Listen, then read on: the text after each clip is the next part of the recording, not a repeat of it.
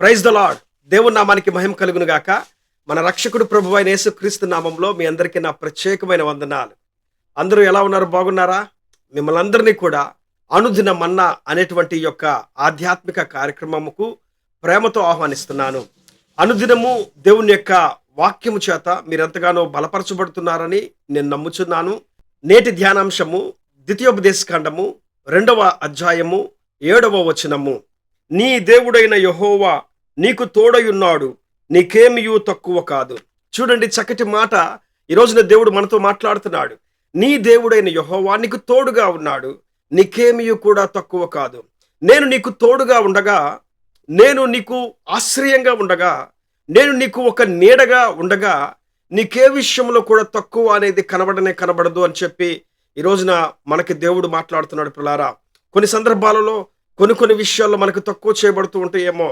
ఏమండి, ఇంట్లో ఉన్నటువంటి అందరినీ సమపాలుగా చూడాలి కాబట్టి తల్లిదండ్రులైనటువంటి వారు తక్కువగా చూస్తున్నారని చెప్పి బాధపడుతూ ఉంటారేమో. కానీ మనము ఆరాధించే దేవుడు తన బిడ్డలకి ఏ విషయంలో కూడా తక్కువ చేసేవాడు కానే కాదు. ఆయన తోడుగా ఉండేవాడు మాత్రమే కాదు, తక్కువ చేసేవాడు కానే కాదు. పిల్లారా, బైబిల్ గ్రంథంలో మోషే ద్వారా దేవుడి మాటలు చెప్తున్నాడు. ఆయన మీకు తోడుగా ఉన్నాడు. ఇదిగో, కరువు వచ్చినా, సమస్య వచ్చినా, ఇరుకు వచ్చినా, ఇబ్బంది వచ్చినా ఆయన మీకు తోడుగా ఉన్నాడు. ఆయన మీకు తోడుగా ఉండే దేవుడు.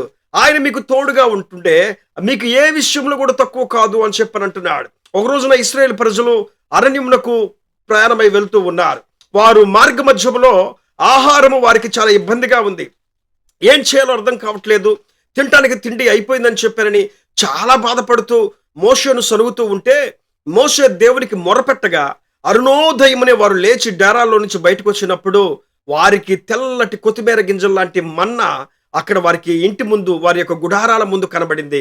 వెంటనే పరిగెత్తుకుంటూ అందరూ బయటకు వచ్చి ఆ వారి యొక్క పళ్ళాలలో ఆ యొక్క కొత్తిమీర గింజల లాంటి తెల్లగా ఉన్నటువంటి దానికి మన్నా అనేటువంటి పేరు పెట్టి ఆ పళ్ళల్లోకి వారు తీసుకుంటూ బేషన్లోనికి తీసుకొని వారు ఇంట్లోనికి వెళ్తూ వారు వాటిని పిండిగా చేసుకొని అప్పములు కాల్చుకొని తిన్నారంట.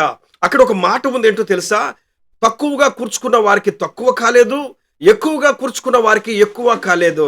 దేవుడు వారికి సమపాలుగా చేసి ఏ విషయంలో తక్కువ కాకుండా చేశాడంట. దేవుడు మన్నాని తక్కువ చేయలేదు వాళ్ళకి. పరలోకపు మన్నాని దేవుడు తక్కువ కాకుండా వారికి సమృద్ధిగా అనుదినము కూడా వారికి మన్నాని దేవుడు అందించాడు. పిల్లారా, మన దేవుడు ఎవరో తెలుసా? తక్కువ చేసేవాడు కాదు. ఇదిగోండి, మీ కుటుంబీకులని మీకు ఏ విషయంలోనే తక్కువ చేయొచ్చేమో, మీ బంధువులు ఏదైనా విషయంలో మీకు తక్కువ చేయొచ్చేమో, మీకు కావలసిన వారు మీకు ఏదైనా విషయంలో తక్కువగా చూసి తక్కువగా మాట్లాడొచ్చేమో. కానీ మనం ఆరాధించుతున్న దేవుడు ఏ విషయంలో కూడా తన బిడ్డలకు తక్కువ చేసేవాడు కానే కాదు. పిల్లారా, బైబిల్ గ్రంథంలో మనం చూసినట్లయితే సారేపతి విధవరాలు మనకు కనబడుతుంది. సారేపతి విధవరాలు గురించి మనం చదివేటప్పుడు అక్కడ ఒక మాట ఉండింది. ఆమె ఇంట్లో తొట్టిలో ఉన్న పిండి తక్కువ కాలేదు అనే మాట అక్కడ మనం చదువుతాము. ఆమె మరలా ఇంటికి వెళ్ళిపోయి దైవజనుడికి అప్పం కాల్చి పెట్టిన తర్వాత తన తొట్టిలో ఉన్న పిండిని చూస్తుంటే తొట్టిలో ఉన్న పిండి తక్కువ కాలేదనే మాట అక్కడ మీరు చూస్తారు. ఏ విషయంలో కూడా తక్కువ చేయలేదు దేవుడు. తన బిడ్డ ఆకలితో అలమటిస్తుంటే దేవుడు చూస్తూ ఊరుకునేవాడు కాదు. శ్రమతో బాధపడుతుంటే దేవుడు చూస్తూ ఊరుకునేవాడు కాదు.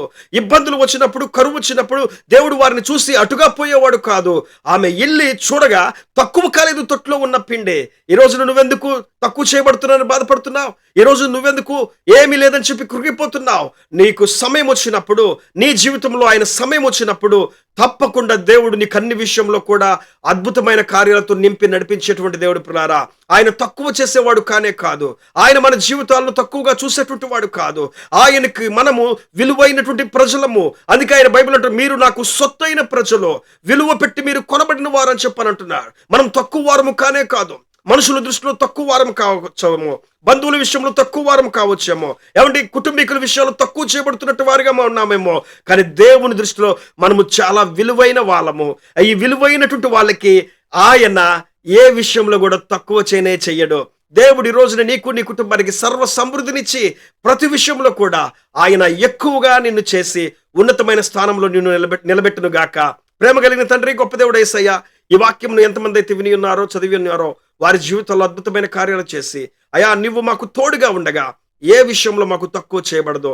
ఇదిగో నాయన, తక్కువ చేయబడుతున్నామని ఒకవేళ కృంగిపోతున్నారేమో, ఆలోచిస్తున్నారేమో, ఇబ్బంది పడుతున్నారేమో, నాయనా మీరు వారిని దర్శించండి.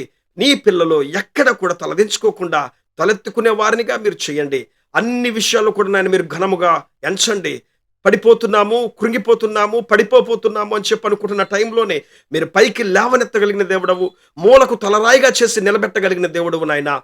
ప్రతి ఒక్కరిని కూడా నాయన నీకు సాక్షులుగా తలరాయిగా నాయన మీరు నిలబెట్టుకొని అద్భుతమైన రీతిగా నాయన వారి జీవితంలో కార్యాలు చేసి నడిపించమని యేసు నామంలో ప్రార్థించి అడిగి పెడుకుంటున్నాము పరమ తండ్రి.